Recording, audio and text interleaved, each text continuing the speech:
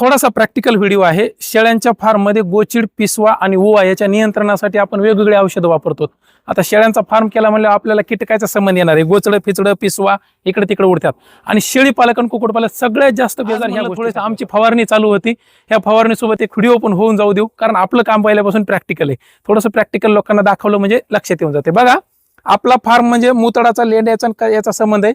इथं दमट आणि वलसरपणा राहतो, त्याच्यामुळे गोचिड, पिसवा 100% होण्याची शक्यता असते। आणि वातावरण बदललं, आता आभाळ ढग आले किंवा मध्येच एखादा अवकाळी पडलं जरसं, मग तर 100%च होते। आता तुम्ही वेगवेगळे औषधं वापरून थकलात। आता जनरली काय होते, आता याच्यामध्ये मी कोण्या कंपनीचं प्रमोशन करणं झालो बघा, लक्षात ठेवा। आणि हे फक्त तुमच्या संदर्भासाठी आहे। हा मी स्वतः माझ्या फार्मवर केलेला प्रयोग आहे, माझ्या इथल्या गोष्टीसाठी। तुम्ही हा प्रयोग करताना तुमच्या रिस्कवरती करायचा, मी कुठलंही प्रमोशन करत नाहीये, लक्षात ठेवायचं। आता काय होतंय, आपण शेळीच्या अंगावर जर गोचिड आणि पिसवा झाल्या, तुम्ही चलद्यामध्ये शेळीच्या अंगावर जर गोचिड, पिसवा झाल्या, तर आपण काय करतो, जनरली रक्षक पावडर वापरतो किंवा अमित्राज। आता हे अमित्राजचं लिक्विड असतं, याचं प्रमाण वगैरे हे डॉक्टरांच्या सल्ल्याने घ्यायचं। मी 1 लिटरला 4 ml पर्यंत वापरत असतो।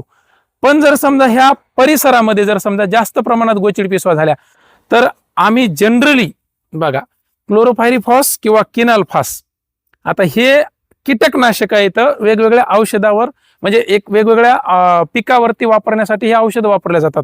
परंतु माझा अनुभव आहे, ह्यानं जास्त जर समजा तुमच्याकडं पिसवांचं प्रमाण आणि गोचडाचं प्रमाण झालं, बारीक बारीक अंडे बिंडे अंगावर पिसवा यायला, तर असं झालं तर हे किनाल्फासचा रिझल्ट सगळ्यात वास, उग्र वास असतो सगळ्या गोष्टी। आता फवारायचं कसं, त्याचा पण डेमो आहे। हे कडी काटसरे जे असतात आपले, जे फार्मचे, आता हे जाळीचे कोपरे किंवा आपल्या ह्याचे कोपरे, ह्या सगळ्या गोष्टी फार फवारणं गरजेचे असतात। ह्याच्यामध्ये एक एक कोपरा फवारला गेला पाहिजे। आता शेड आहेत आपले साधे बांबूचे, ताटव्याचे किंवा सगळ्या गोष्टी बनवलेल्या, पत्राचा जरी असेल तरी पण तुम्हाला कडी कोपरे पद्धतशीरपणे फवारावं लागतात। ह्या सगळ्या गोष्टी, खालचं जे भाग आहे तो फवारताना 2-3 गोष्टीची काळजी घ्यावी लागते। डबे मी थोडेसे बाजूला ठेवतो। फवारताना काळजी म्हणजे काय मुद्दा माहिती आहे का, शेपुडे आपल्या शेळ्या, आपली जनावर ही चरायला गेलेली असली पाहिजे, फार्मच्या आतमध्ये असता कामा नये, आणि किमान 2-3 घंटे जनावर येऊ द्यायचं नाही। आता हे फवारताना पिल्ल्यांच्या सेक्शनमध्ये सहसा विचार करून फवारा। हे औषधी जे आहेत त्या विषारी आहेत। फवारताना एक स्प्रे पंप जो वापरणारा माणूस आहे, त्या वापरणाऱ्या माणसाला व्यवस्थित हाताळणी करायला व्हायची, हातबीत स्वच्छ धुवायचे। कीटकनाशक आहेत, प्रोटेक्शन घेऊन आपल्या रिस्कवर लेकरापासून किंवा इतर लहान शेळ्याच्या पिल्ल्यापासून औषधं दूर ठेवायची।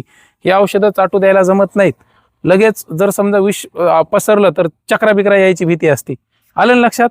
आणि जे बकेट आहेत, आता समजा उदाहरणार्थ, थांबा दत्ताभाऊ पलीकडे या, हे पाण्याचे जे असतात तुम्हाला इथं लगेच दाखवतो। आता हे आमच्या पिल्ल्याच्या पाण्याचं आहे, हे पाण्याचं बकेट जे असतं ते लगेच बाजूला घ्यायचं, आता फवारा। ह्या बारीक सारी गोष्टीच्या काळजी फार महत्वाच्या आहेत, बरोबर आहे का। ह्या सगळ्या गोष्टी लक्षात ठेवूनच फवारणी करायची। गव्हाणी ज्या असतात सहसा फवारताना, ह्या गव्हाणीच्या आतमध्ये स्प्रे गेला नाही पाहिजे आपल्या, कारण ह्या गव्हाणीच्या खाली फवारा तुम्ही। ही जी बाजू आहे ही बाजू फवारा, ह्या गव्हाणीच्या चारा जिथं मध्ये टाकतो इथं गेले नाही पाहिजे। ह्या 2-4 गोष्टी फार महत्वाच्या आहेत।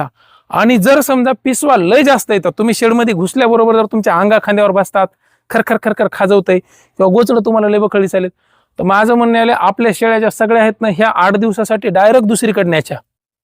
8 दिवसासाठी आपल्या मित्राच्या किंवा तुमच्या दुसऱ्या फार्मवरती ठेवा, आणि हे पुढं कंटिन्यू 2-4 दिवस फवारा। आज फवारलं, उद्या पुन्हा फवारा, परवा पुन्हा फवारा।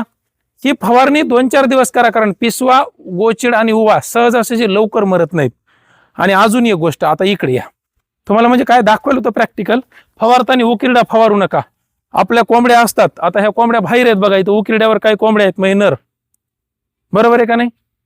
तो उकिरडा कधी फवारू नका। कोंबड्या उकिरड्यावर उकरून खाणाऱ्या असतात, तर तिथल्या लेंड्या बिंड्या, आता तिथं जर फवारताल तर विषबाधा कोंबड्याला होऊ शकते। सावकाश व्यवस्थित विचार करून, आणि मग कोणते बी औषध, मी काय हे मला ह्याचा अनुभव येते, याचा रिझल्ट आहे इकडे सगळ्या गोष्टी म्हणून। तर कमी जास्त जर वाटत असेल तर स्क्रीनवर पण काही हे टाकले, तर आपल्या चॅनलवरती हे असे शेळी पालनातले बारीक सारीक व्हिडिओ टाकत असतो। म्हणून एकदा चॅनलला आलात तसे एकदा सगळ्या गोष्टी बघून चला, म्हणजे प्लेलिस्ट टाकलेली इथं कुक्कुटपालना शेळी पालनाची, ती बघून घ्या। धन्यवाद।